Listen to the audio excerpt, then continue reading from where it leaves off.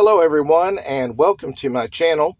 This is John Butero back with another Deconstructing Leftist program. Today I'm going to do something that I haven't done on any of my videos in the past.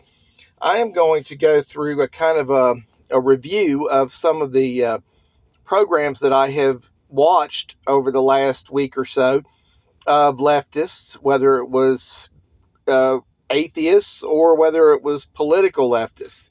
And what I'm doing is a big favor for all of you that I have watched them so you don't have to. I know how original that is. That's about as original as the people that go around saying there's nothing like Christian, or there is no love like Christian hate. You know, and when I couldn't tell you how many times I've heard atheists like to say that in the comments section of various different videos, like nobody's ever heard that before. I think I've read that probably about 100 times in their comments, and they think it's so clever. And I know that really the opening I'm giving you is about the same kind of a situation, but I actually did watch a whole lot of leftist videos, and you certainly are welcome to go back and look at them yourself. But like I said, I've already watched them, and I'm going to just tell you some of my problems with these videos.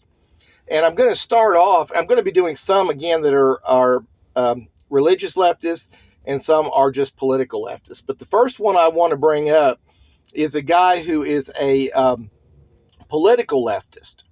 And he goes by the name Farron Balanced. And it's like his name, Farron, and then he has the last name Balanced. And I'm going to tell you that is as false as advertising as you will ever find, because he is not fair or balanced on anything that he does. He is a pure leftist, and he has the usual left-wing spin in all of his videos. But on a recent video that I just got through watching, he says a new poll proves Americans hate Trump's Venezuela takeover. And he brings up a poll that came out from Reuters. And his information that he gives is really dishonest, not because he flat out lies about the poll, but because of the way he spins it and leaves things out. So you can be dishonest without outright telling a lie. You can just be dishonest by leaving important information out of the poll. So after I heard his poll numbers, I actually went back to Reuters to check him out and see what it actually said. But what he brings up is he says that Americans overwhelmingly disagree with what Trump did concerning Venezuela. And he brings up a fact that there's something in the poll where it says 72% of Americans worry the U.S. will become too involved in the South American country, that being Venezuela. Well, that's true. The poll does say that because that's the way the poll question was asked.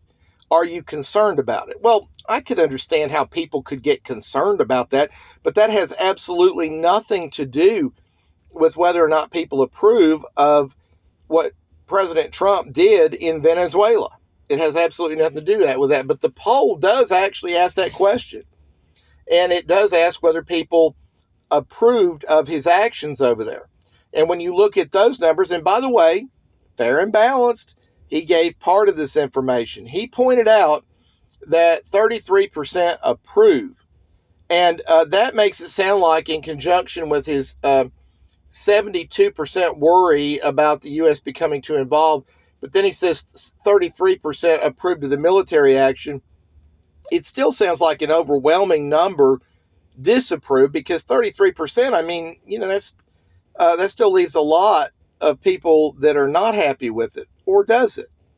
When you actually look at the numbers that they've got, 34% disapprove. So it's almost even between approve and disapprove.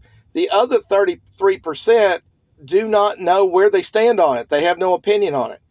And, you know, one of the things I've told some of these leftists that were doing these videos, making such a big deal out of what happened in Venezuela, I've been saying that I don't believe that this is the kind of an issue that most Americans care about, because it does not even affect us. In reality, it doesn't affect us at all. And A lot of them were denying it and trying to come up with ways it affects us, but really it doesn't. I don't think most Americans care about it. And when you start seeing numbers like that, 33% approve, 34% disapprove, the nation has been divided for decades. It's been very much a divide between Republicans and Democrats. And you'll even see that in some of the other numbers from the poll. For instance, 65% of Republicans approve of what Donald Trump did in Venezuela. 65% of Democrats disagree.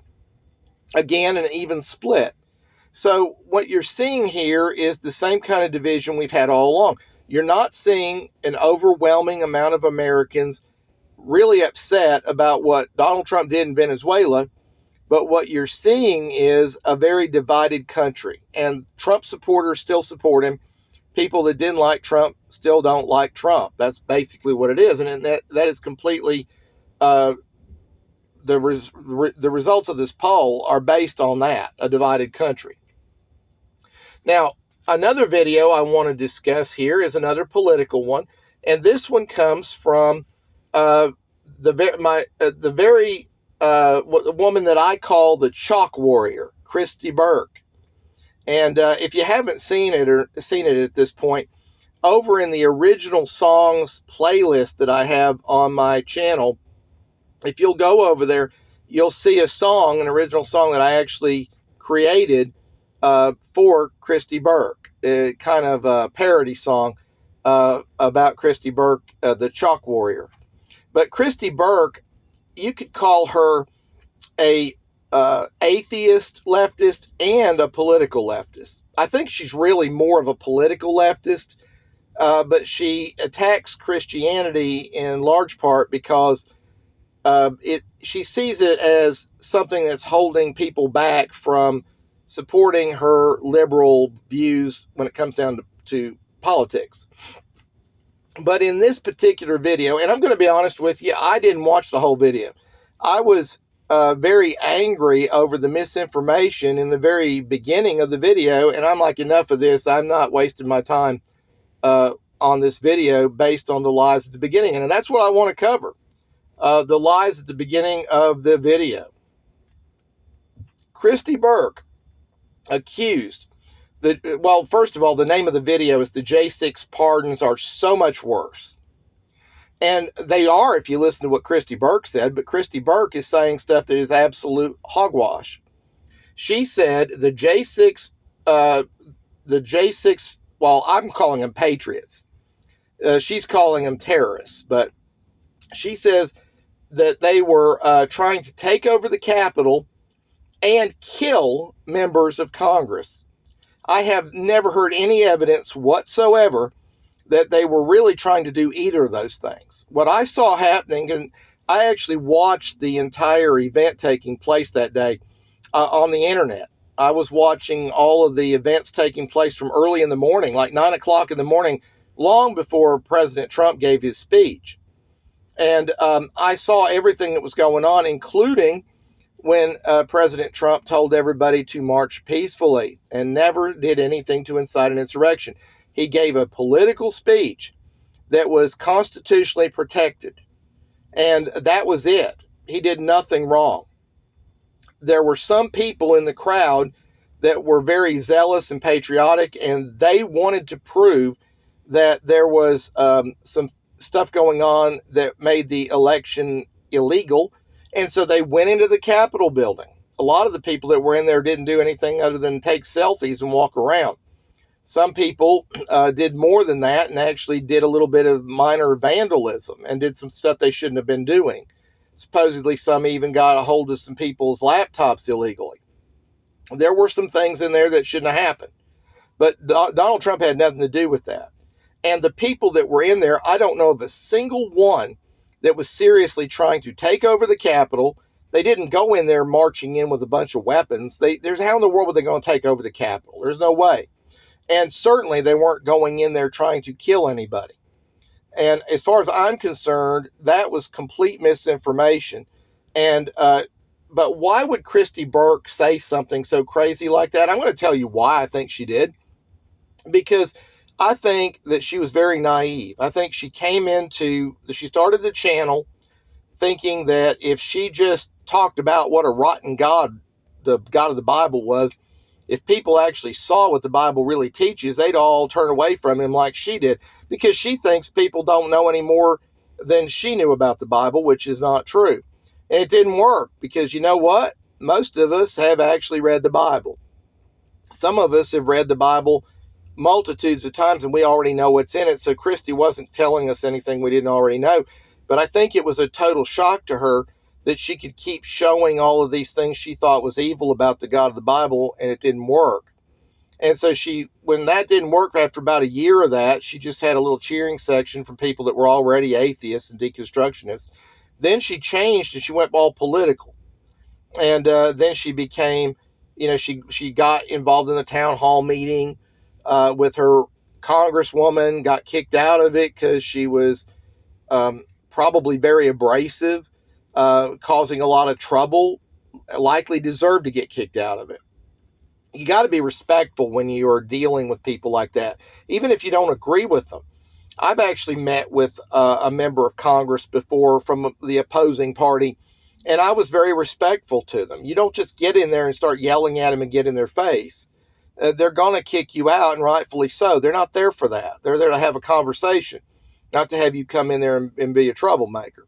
But she gets kicked out of a town hall meeting, and then I've made jokes about it, and I'm going to do it again, because, Christy had to come up with a way to fight back. So Christy thinks the chalk is mightier than the sword. She went to the store, got a box of chalk, and started writing protests all over the sidewalk around Johnson City. And she recruited a little army to do the same thing and started just marking up the sidewalks. That's why I call her the chalk warrior, if you're not familiar with this story. And now she's doing more political videos. I think maybe she's done with the chalk stuff. I don't know. It's hard to say, but maybe she is. I've also kind of wondered. They talk about sometimes graffiti that you see on walls and stuff. They call it art.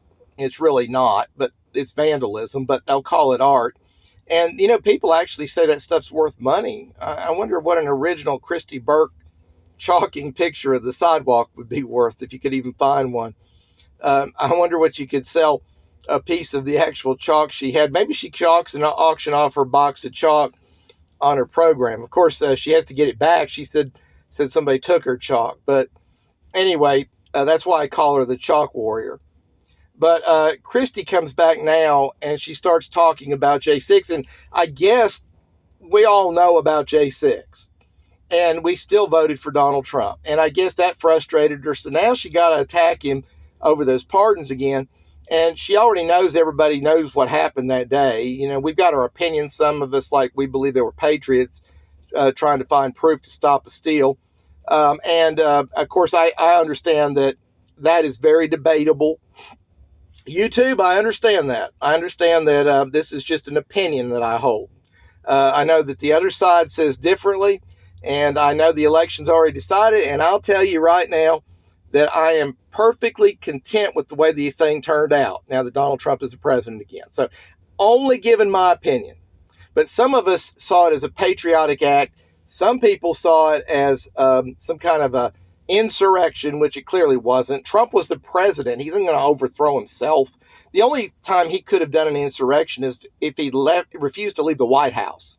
And a whole bunch of people helped him not leave the White House at that time. That would have been an insurrection. But what was going on there was not an insurrection. I don't care what the left says. But nevertheless, that's the argument we get.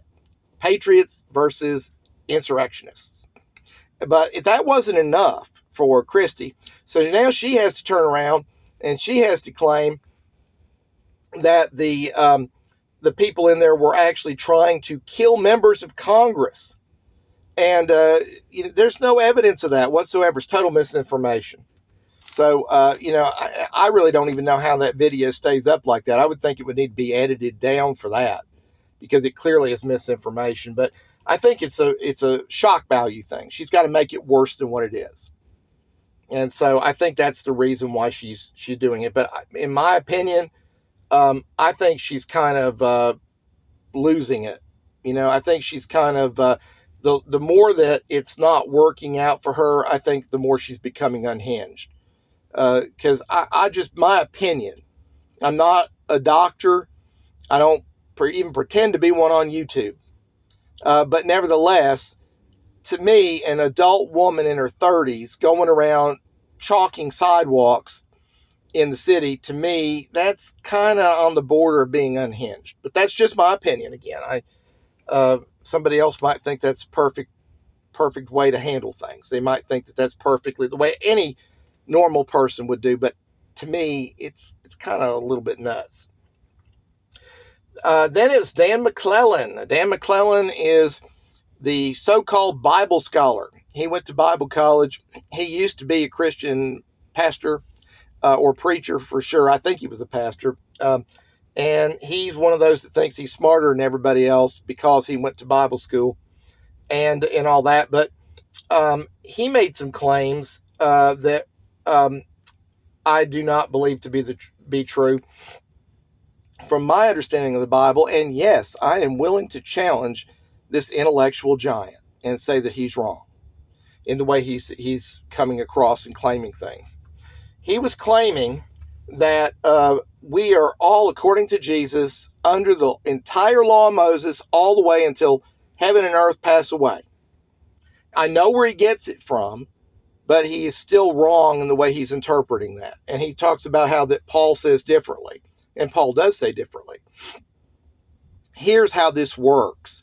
There's one law of Moses. That law of Moses had some things in it that were only temporary bridges to get to the cross of Calvary. One of them, and the most glaring one, is the Levitical priesthood. Clearly, that was only to continue till the Messiah came. We all understand that. Penalties that are in the law of Moses were in there for Israel, who used the law of Moses as their legal code. They had to have penalties. They only applied to Israel as long as they were a nation and under the law of Moses. And then there were other things in there that were ceremonial, or they were actually laws of separation. They were to show a difference between Israel and the idolatrous Gentile nations around Israel. But when the Gentiles are now included in the plan of salvation, and there's even was evangelism on the part of all the apostles going out to the Gentiles, when that happened, the symbolism changed. And so therefore, the separation is no longer there. So the laws of separation are no longer applying to us today. They were not repealed. The law of Moses is still intact. It's there for those who are not walking in the Spirit, according to Galatians. It's still there. And anybody who's not walking in the Spirit is still under the law, under the curse of the law. But there are some parts of the law that were just to take you to a certain point. And I've brought this up in another video. If you were to pass a law in the United States of America, and you could possibly have parts of the law that were to take you to an event or a time, and at that event or time, those things didn't apply anymore, something else took over. Well, that's what happened with the law of Moses. Some parts of them were fulfilled through Jesus Christ, and they no longer pertain to us today. So he's totally wrong on that. He also made a claim that under the law of Moses, women were supposed to be kept pure, but men could sleep around all they want. That's not true either. Men who were committing adultery would be stoned to death. Men were not to be able to just go around having casual sex. That was not okay and permissible. What you had, though, under the law of Moses, polygamy was allowed, and so men could have more than one wife. Women could not have more than one husband under the law of Moses, but men could have more than one wife. The Bible says that the man was not created for the woman, but the woman was created for the man. That's just the way it is. And I am not worried about defending it or worried about whether it's misogynistic or any of that. Couldn't care less. This is the way God designed things. But it was like that there. And men sometimes had what you would call, some people call a mistress. It was concubines. But when they had these concubines, it wasn't like casual sex. They were like a wife. they were exclusive to that man. So even if he had multitudes of concubines or wives, he was responsible for them, and they were exclusive to him. So it wasn't like what we have today with the casual dating. It wasn't like that, and it wasn't a hidden thing. When somebody's sleeping around and cheating on their spouse, that's a hidden thing. It's different. And so, and if a man was to have sexual relations with a woman who was not engaged to someone else, didn't belong to somebody else, he was supposed to marry her. After he had defiled her, he was supposed to marry her. So no, it wasn't the way that Dan McClellan is making out. It is different for men and women because, again, the Bible states that God didn't create man for woman, but he created woman for man. That's what it says in Genesis. It repeats that in the New Testament. And again, somebody got a problem with it, take it up with God, but I got no problem with God. God can do anything he wants. It's the order he created things to be in, and that's just how it is. Now, getting back to politics, Midas Touch. He claims that Trump's top Venezuelan aide turned against him. That is a flat out lie. Now, what he's talking about is not somebody who is a Venezuelan anything today. He was talking about Elliott Abrams, who was involved in Trump's first term, not his term today. And I did a little bit of looking into who Elliott Abrams actually is. Elliott Abrams was somebody who was convicted of 2 misdemeanor counts of unlawfully withholding information from Congress concerning the Iran-Contra scandal. He was involved in that, and he was pardoned by George H.W. Bush. He's actually been involved in government for a lot of years under a lot of different presidents. And he's another one of those that, Trump trusted because he was a Republican and he was recommended, but he was never somebody that Trump should have had his faith and confidence in. He was also somebody who was a senior fellow for the Middle Eastern studies at the Council of Foreign Relations. That in itself tells you he's a globalist. So he's not going to be somebody who's going to be friendly to Donald Trump and his America First agenda. So he's a critic of the administration today. So big deal that he was feeling that way. Now, another thing, Midas Touch host said that he accused Trump of being in a mental decline. And I'm going to say this, what a joke to have any Democrats talk about how dangerous it is to have a president supposedly in mental decline who has not been diagnosed as being in mental decline in the case of Donald Trump, after they defended a man who was a walking zombie for the last 4 years before Donald Trump came back in there. So, I mean, honestly, I don't know how in the world they even can say that with a straight face, but nevertheless, they do. And so, to me, I don't take that serious at all. And there's such a difference, too, with Donald Trump today as opposed to what we just went through for 4 years. There's such a difference. And so, again, I don't take that seriously, especially when these people are calling for him to be removed, after what we went through with the Democrats. So anyway, so much for that. Then I want to look at Resistor Vic. And he actually had one of the craziest things I've seen. He was talking about trolls on his channel. And he's talking about all these people that were trolls. And he was basically saying that anybody who disagrees with him and doesn't have any videos on YouTube and only a few posts is likely a Russian troll. And I was thinking, my goodness, what a conspiracy theory he's got going there. Something I've noticed about people on YouTube, most don't have any videos. Most of the people that I end up, talking to and people that are I go back and forth with in the comment sections, these are people that don't do any videos at all. They just signed up. They have a channel, but they never make any content.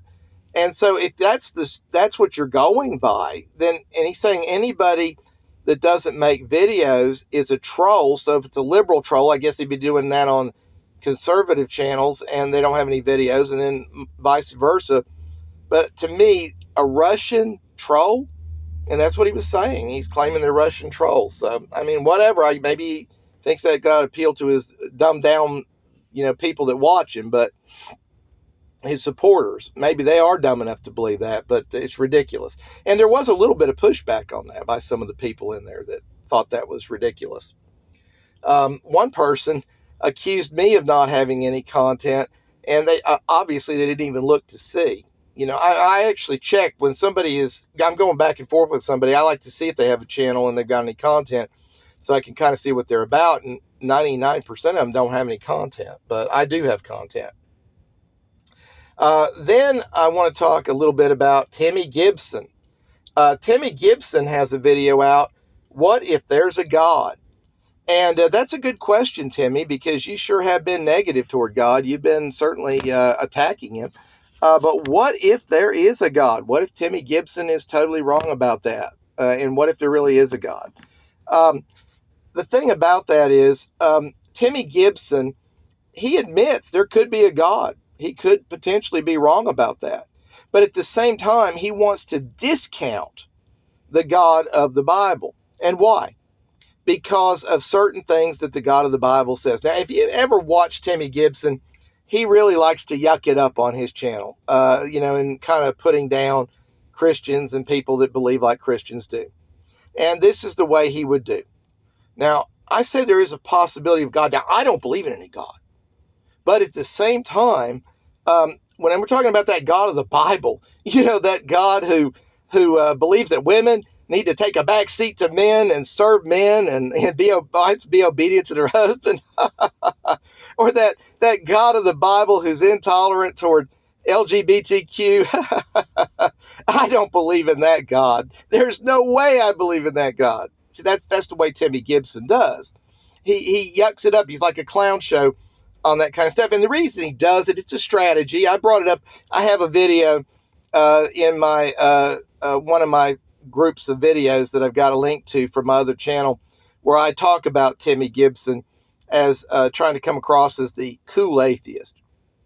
And that's what he does in his videos. He spends the whole time doing that. He's like, I know there's all kind of Christians out there. Some of them don't really believe those crazy stories in the Bible. But I don't have a major problem with them. I understand that. But the ones I am concerned with are those really crazy Christians. The ones that believe in Noah's flood and the ones that believe in Jonah and the whale and the donkey that spoke.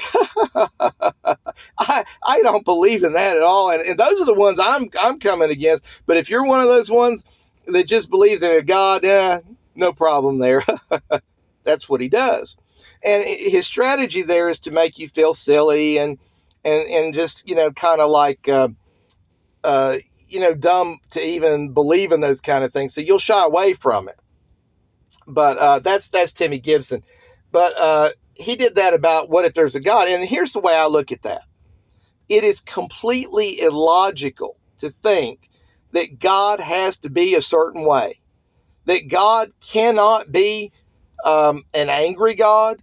That God can't be intolerant in the way you look at intolerant. That God can't be what some people want to label as what they call bigoted or misogynist or any. God's who he is. And that's why when I'm talking to people about God and I'm looking at the Bible, I don't try to say, I'm going to defend God as a good God.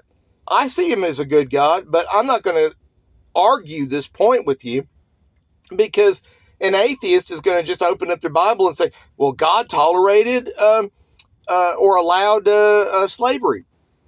And how do you defend that? I'm not even going to try. God's God. He can do anything he wants. So you make up your own mind whether he's good or not, but it's illogical to say that God cannot be any way. In theory, he could be good or he could be evil. He could be loving or he could be hateful. He could be anything. Our Creator is who he is. So I just tell you, open your Bible, read it for yourself, make up your own mind if he's good or not. If you don't think he's good, I am not going to argue with you about that. That's your opinion. But if so, it doesn't matter to me whether you think he's good or not. But I'm just making the point. It's illogical to say he can't be real because he doesn't measure up to your expectations. That's all I'm saying about that. Then there is Rebel HQ and Damage Report, and both of them are running videos or creating videos where they're saying that Trump has angered his voters. And what are they using for evidence of this? They got a bunch of fake videos out there that were made by Democratic activists of people claiming they were Trump supporters that no longer support him because of what a rotten job he's doing. Some of them even said they voted for him 3 times. It's absolute rubbish. It's just propaganda videos. There's no truth to any of it. So I just laugh that stuff off. They've got no real statistics. It's all anecdotal. They'll pull about 2 or 3 TikTok videos or YouTube videos or something of people saying they once voted for Trump and they don't anymore. And who cares about Marjorie Taylor Greene and anything she says? She's no longer MAGA at all. She changed sides. And I know she's got an angle on this, and eventually it's going to come out. Maybe she wants a job as a news desk at one of the networks, cable news networks or something or other. I don't know what she wants. But there's a reason she's done what she's done, and everybody knows it. And she's just alienated everybody. The Democrats aren't going to want her when they're not useful to her. She's too conservative, and Republicans and MAGA people, they're through with her. Kind of gone the same way as Liz Cheney and Mitt Romney. They're mud with everybody. So, I mean, if I was going to advise her, I would advise her to apologize to Donald Trump make up, because she's never going to really have friends among the Democrats. And the Republicans, she's mud with them. She's got nobody. And if all she wants to do is get occasional, gigs on CNN or MSNBC or something other to talk about how bad Trump is, she might get by a little while with that. But in the end, the Democrats aren't going to want her any more than they really wanted Liz Cheney. A lot of people criticized Kamala Harris for, associating with Liz Cheney because of her conservative views. And they're going to be the same way to her. They don't want Marjorie Taylor Greene. Neither side's going to want anything to do with her. She's a has-been. The only chance she's got is to make nice with Trump. So that's my advice to her. I don't think she'll listen to me, but that's my advice to her. I think people could forgive her, but she's going to have to come back.